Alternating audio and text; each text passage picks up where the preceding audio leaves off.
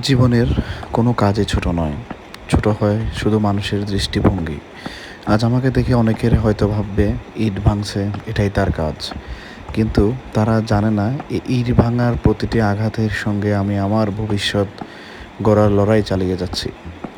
হাতে ধুলো লাগতে পারে, শরীরে ঘাম ঝরতে পারে, কিন্তু এই পরিশ্রম আমাকে কখনো ছোট করে না। বরং প্রতিটি ঘামের ফোঁটা আমাকে আরও শক্ত করে, আরও সাহসী করে। জীবনে সফল হতে হলে আরাম নয়, পরিশ্রমকেই সঙ্গী করতে হয়। আজ যারা কষ্ট করতে ভয় পায় তারা আগামীকালকে আফসোস করবেই।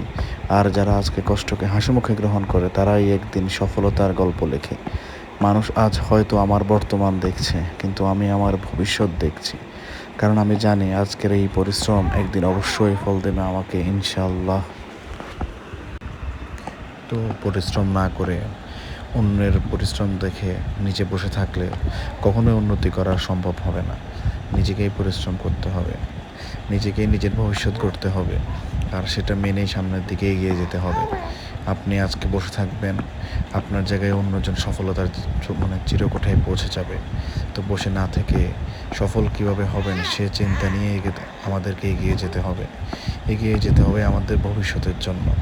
সেটা কৃষিকাজ হোক, সেটা যে কাজই হোক, সফলতার জন্য সব কিছুই করতে হবে আমাদেরকে। আসসালামু আলাইকুম।